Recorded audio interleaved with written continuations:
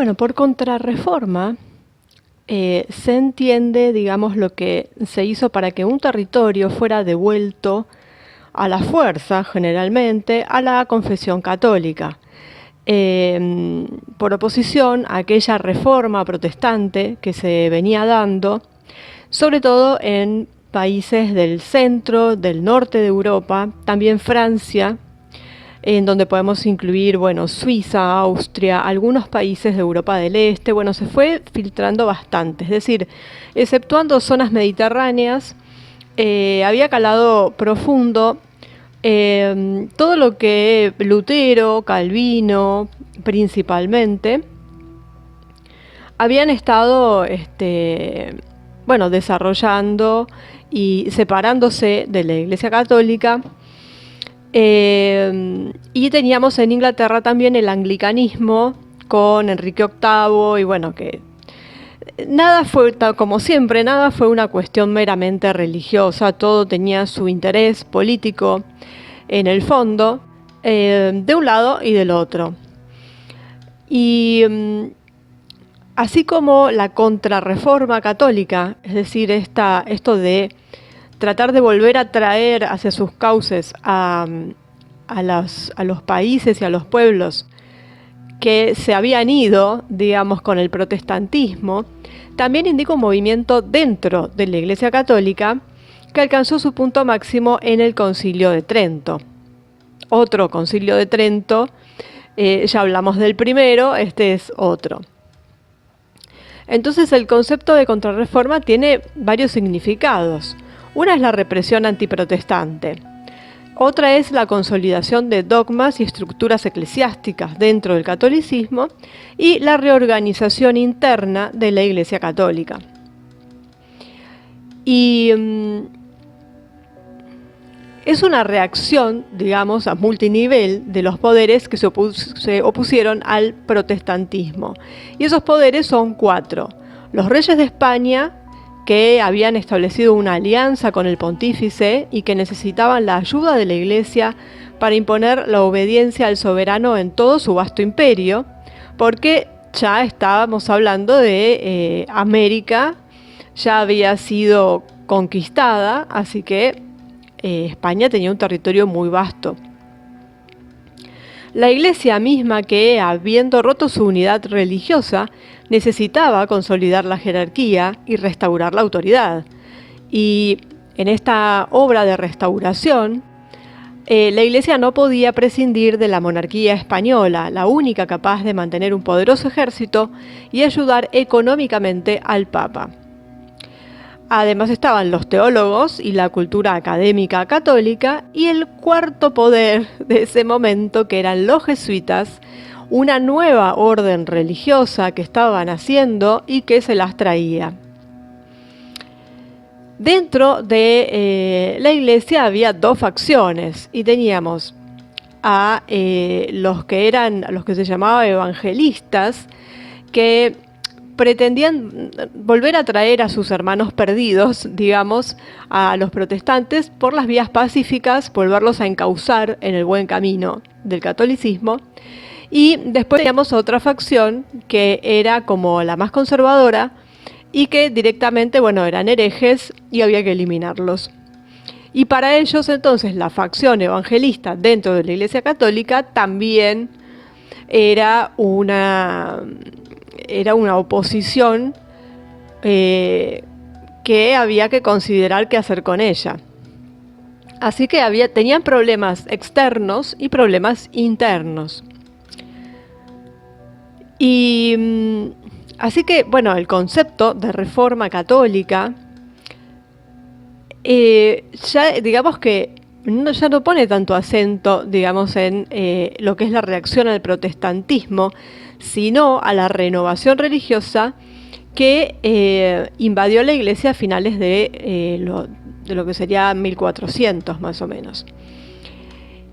Y este concilio de Trento llama como a una nueva religiosidad, además de que, bueno, una mayor asistencia también a través de la creación de hospitales. Bueno, tratan de ver cómo hacer en realidad porque se les estaba complicando.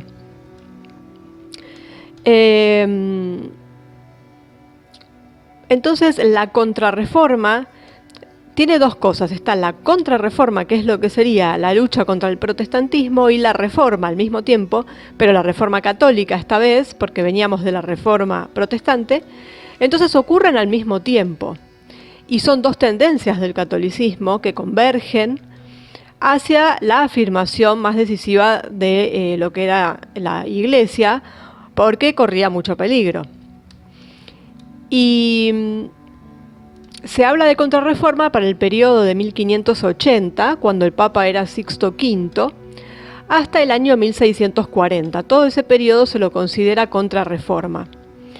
Y es el periodo de la represión de la Reforma Protestante y de todos los impulsos renovadores dentro del catolicismo.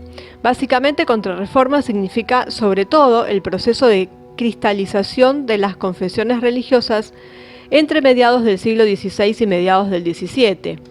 El nuevo sistema legal de la Iglesia Católica, con el Papa bien en alto, la práctica pastoral, tendiente a la reconquista de las masas, la teología tridentina, la fuerte acusación reformadora de la que dio prueba la Iglesia.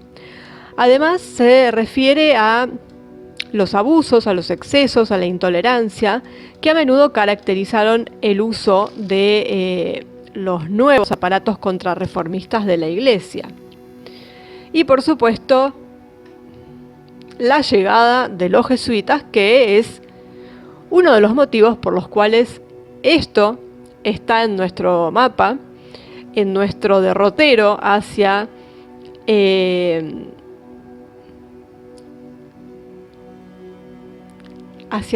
el encuentro de la salida de este estado profundo, porque seguimos avanzando cada vez un poquito más, siguiendo al conejo blanco, hasta llegar a su madriguera. Y bueno, acá es donde aparecen y no nos abandonan hasta el día de hoy. Ya veníamos con el tema desde cuando hablamos de los Medici y de Nostradamus en particular, con la reina Catalina, y que en esos momentos Francia estaba pasando por uno de sus peores momentos, no solo religiosos, sino políticos, con las matanzas que había entre católicos y protestantes, y el advenimiento de Enrique de Navarra como rey de Francia. Y en ese marco es que se viene a producir, unos años después, esta contrarreforma. Y vemos cómo todo se va enlazando y vamos siguiendo nuestro camino de la mano de cada uno de estos puntos.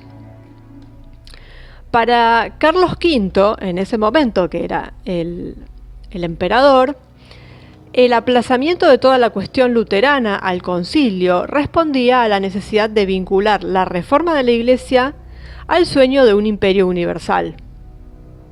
Suena, ¿no? Para el papado, el recurso al concilio fue visto como la definición solemne de una reforma de las disciplinas y las costumbres, de una respuesta adecuada a la expansión del cisma protestante. El primer papa que fue plenamente consciente de la gravedad de la situación fue Adriano VI, que activó la presencia católica romana en la Dieta de Nuremberg.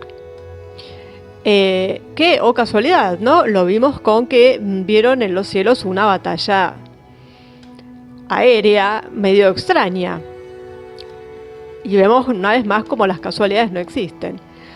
Y bueno, fue ahí donde presentó numerosos proyectos para la reforma de la institución eclesiástica, que luego se reanudaron durante el Concilio de Trento. Su sucesor, Clemente VII, ¿qué podía ser? Miembro de la familia Medici. Y temía la convocación de un concilio por el riesgo de que se cuestionara la autoridad papal. Y fue el Papa Pablo III, Farnesio, de la familia Farnesio, quien mejor se percató de la crítica situación que vivía la Iglesia de Roma. De hecho, en 1530 la división religiosa de Alemania fue sancionada en la Dieta Augusta. Precisamente en estos años, Carlos V intentó posponer al concilio la definición de cuestiones de fe y religión. Pablo III lo llamó continuamente desde 1536, luego en 1537, en el 38 y en el 42. Pero el concilio se abrió en Trento solo en 1545, cuando la Iglesia de Roma estaba ya en una profundísima crisis. El Consejo tenía 3 objetivos. Luego en 1537, en el 38, en el 42, todas esas veces que él llamó a un concilio, se pasó de largo, como pensando que, no era necesario porque había muchas cosas en juego. El emperador tenía miedo por un lado y la Iglesia tenía miedo por otra, a ver qué podía surgir de este concilio. Y los objetivos de este concilio fueron recuperar los territorios protestantes, derribar la herejía y reafirmar la primacía papal en una iglesia católica reformada. Es decir, meterle mano a lo que ya había, que ya estaba retocado, reformado y todo lo demás. Como no era suficiente, porque evidentemente se les había ido de las manos y se había salido Lutero y había salido Calvino y demás, entonces ahora había que echarle más mano. Y el primer objetivo, el de recuperar los territorios, se logró solo parcialmente. Y los otros sí se alcanzaron por completo, es decir, derribaron la herejía y se reafirmó la primacía papal en una iglesia totalmente reformada. Y el concilio se puede dividir en 3 fases. Entre 1545 y 1547, las resoluciones conciliares se refieren principalmente a cuestiones teológicas. Había 5 decretos relacionados con este asunto y se referían a los puntos que habían sido objeto de la reforma de Lutero: el origen de la fe, la verdad de las Sagradas Escrituras establecida por la autoridad pontificia, el pecado original, la justificación y los sacramentos. Esta primera fase estuvo marcada por la dialéctica entre 2 formas distintas de concebir la reforma de la Iglesia. El Papa la concibió como una barrera a la herejía protestante y Carlos V como el último intento de pacificación religiosa. La derrota infligida por Carlos V a la Liga Luterana de Príncipes en el año 1547 parecía marcar un punto a favor de la Iglesia Católica, pero la entrada de Inglaterra en la órbita protestante después de la muerte de Enrique VIII y la afirmación de la Iglesia anglicana fueron un duro golpe para el papado. El concilio, que de 1547 a 1550 estuvo paralizado, también debido a un conflicto interno sobre la cuestión de la sede, ya que Pablo III quiso trasladarla a Bolonia y no se ponían de acuerdo. Entonces, entre 1551 y 1552 sería la segunda fase. Y ya estamos con el sucesor de Pablo III, que fue Julio III, que reabre el concilio. Y en esta segunda fase hubo participación, pero no muy significativa, de los protestantes. La reanudación del conflicto entre el emperador y Enrique II supuso el cierre de esta otra fase poco más de un año. La única intervención significativa fue sobre la Eucaristía, ya que se reafirmó el dogma de la transubstanciación.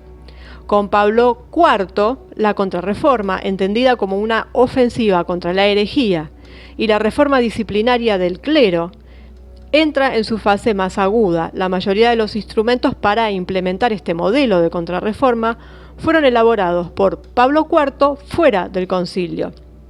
Y la tercera fase es entre 1562 y 1563, cuando Pío IV decide volver a convocar el concilio. Y ahí se perfeccionó el proyecto de definición doctrinal y disciplinaria de la Iglesia Católica. La cuestión más difícil era el origen del poder episcopal, sobre el que chocaban 2 tendencias: quien le atribuía solo al Papa la fuente del poder de los obispos, o quien hacía derivar la autoridad del Estado soberano, ya sea francés, español, y del emperador. En Trento se estableció una vía intermedia. Los obispos dependían del Papa, pero tenían la obligación de residencia y la corresponsabilidad estaba definida por mandato divino. Los concilios de Trento llegaron a conclusiones muy importantes que influyeron no solo en la vida de la Iglesia y las comunidades católicas entre la segunda mitad del siglo XVI y la primera mitad del siglo XVII, sino también en la relación entre los poderes religiosos y civiles. Más allá de que también tuvo su implicancia en la vida diaria y en el arte, porque, por ejemplo, el barroco está muy relacionado con la Contrarreforma. Tenemos una organización de la materia dogmática y sacramental, la afirmación decisiva de la jurisdicción eclesiástica y la ampliación de su ámbito de influencia, la disciplina del clero, la organización de las formas, la piedad y la religiosidad popular.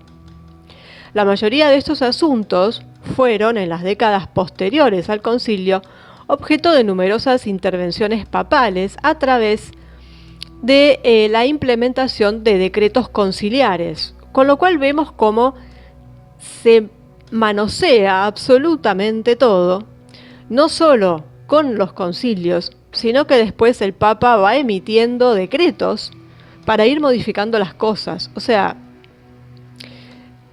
cualquier similitud con la modernidad y los estados actuales, digamos que ahí lo tenemos, ¿no? Entonces, con todo esto, el concilio no terminó en 1563, sino que duró más allá en el tiempo. Pío IV y luego Pío V ayudaron a definir el asunto de la relación entre Iglesia y Estado. Las dos dimensiones de la soberanía papal, que era la eclesiástica y el poder temporal, porque el Papa tenía ambas, encontraron una nueva traducción en el ámbito tridentino y sobre todo en la bula In Cena Domini, objeto de enfrentamiento entre el papado y los estados que no podían aceptar la tendencia de la Iglesia a extenderse, a exagerar su jurisdicción, a interferir en la jurisdicción estatal. Y surgen las instituciones de la Contrarreforma, que son el conjunto de herramientas que prepara el jefe de la Iglesia Católica Romana para hacer frente a las tareas y funciones de prevención y represión de las herejías. El Papa enfatiza una doble fisonomía, pontífice y líder de un cristianismo sacudido por el cisma y soberano de un Estado, el Estado papal lidiando con problemas de naturaleza política. La Congregación del Santo Oficio de la Inquisición, establecida en 1542, debía realizar la función de prevención y represión de la herejía. Todos los que se desvían de la fe, de la católica, por supuesto, o sean sospechosos de herejía, sus seguidores y sus defensores. Y después de haber investigado el proceder y sancionar a los culpables o sospechosos con prisión, y continuar el procedimiento en su contra hasta la sentencia definitiva, así como decomisar los bienes de los condenados a muerte, como ya vimos en el video correspondiente a la Inquisición. Eran 6 cardenales inquisidores que se les confió plena jurisdicción sobre los laicos y los eclesiásticos, y fue bajo Pablo IV que la Inquisición romana desplegó todos sus poderes y utilizó todas las armas a su disposición. Pablo IV desmanteló todos los cenáculos que se referían a las necesidades de renovación religiosa dentro de la Iglesia Católica. La intervención de Pablo IV fue muy incisiva para el control social y cultural de la ortodoxia católica, y en 1559 se estableció, por ejemplo, el índice de libros prohibidos, que distribuyó a los autores en 3 clases: los totalmente condenados, los condenados por una sola obra y luego los anónimos. Comenzó la quema de libros, de los libros prohibidos, justamente. El desprendimiento de la vida intelectual y religiosa, digamos, de toda Europa fue notable. Y entre los estados hubo mucha colaboración con el Estado papal. Así que, por ejemplo, ¿de qué manera? Bueno, se apresuraron muchos a imprimir y publicar el índice de libros prohibidos, por ejemplo. Entonces vemos cómo ahí tenemos un gran hermano papal de la época que controló absolutamente todo, imponiendo el terror con la Inquisición, pero además ya dejando a la gente, a la poca gente que sabía leer, no la dejaba ni leer. Y otro ámbito de intervención del Consejo fue el de la formación del clero. Entre las denuncias de Lutero estaba también la del desconocimiento de los sacerdotes sobre todo el asunto religioso. Y era urgente educar e instruir a los clérigos también para evitar desviaciones del dogma. Entonces se establecieron los seminarios, porque es verdad que los curas de los pueblos, la verdad es que no sabían nada. O sea, cumplían las órdenes que les daban, pero no estaban preparados y especialmente tampoco tenían un lavado de cerebro, pero con esto ya al establecer el seminario, bueno. Entonces el objetivo más importante de la Iglesia post-concilio fue la reconquista de las almas, por llamarlo así. Las milicias de la Contrarreforma fueron las órdenes religiosas y fueron las que se comprometieron a combatir la herejía, a fortalecer la autoridad de la Iglesia de Roma y a consolidar su presencia en la vida cotidiana de las poblaciones. La orden de la Contrarreforma que mejor comprendió el espíritu de la Iglesia Católica de su tiempo fue la de los jesuitas de la Compañía de Jesús, fundada por Ignacio de Loyola, que pertenecía a la nobleza vasca. Las actividades de la orden y su campo de influencia fueron enormes. La presencia de los jesuitas se notó primero en los países de habla alemana, luego también en Polonia, Hungría, Francia, España e Italia. Los jesuitas lograron una especie de unión entre la Contrarreforma y el humanismo. En realidad, el humanismo se vio debilitado por su carga crítica y su ideal supremo, y fue concebido solo como un instrumento al servicio de otro ideal, la obediencia absoluta a la autoridad del pontífice en todos los campos del conocimiento. La educación fue uno de los primeros campos de intervención de los jesuitas en la obra de reconquista de las almas, como lo llamaban ellos. Los colegios jesuitas, originalmente sede de la formación de los miembros de la orden, luego se convirtieron en verdaderas escuelas en las que se preparaban las clases dominantes de las ciudades y estados europeos. El nivel de cultura transmitido en los colegios jesuitas era el más alto de Europa en ese momento, y vemos cómo eso siguió, porque se trasladó incluso a América, y los grandes colegios, los más importantes, estaban a cargo de los jesuitas. Y hoy en día sigue siendo igual, a pesar del lapsus que hubo en el medio. El segundo campo de intervención de los jesuitas fue la iniciativa misionera con un alcance muy amplio. Se desarrolló no solo en la Europa católica, sino también en las tierras de ultramar, habitadas por infieles, obviamente. Fue sobre todo el imperio portugués el que favoreció la presencia de los jesuitas en las colonias. Los jesuitas estuvieron presentes en Brasil, India, Japón, China y en toda Hispanoamérica. Y se desarrolló no solo en la Europa católica romana, sino también en tierras de ultramar, en donde estaba todo por hacer. Porque, por supuesto, imagínense todo un pueblo gigantesco, un continente para explotar y para lavar cabezas. Me imagino a los jesuitas restregándose las manos viendo lo que tenían delante. Así que, bueno, de más está decir el gran trabajo que tuvieron que hacer y cómo lo hicieron, porque eso se vio y se notó y se sigue notando en países de Hispanoamérica. Lo vemos acá, como los colegios que siguen siendo los más prestigiosos eran y siguen siendo poder de los jesuitas, que estuvieron metidos en todo lo que era la educación, que ya sabemos, hoy en día lo estamos viendo, cómo a través de la educación se crean hoy podríamos decir borregos, pero es lo mismo para cualquier época.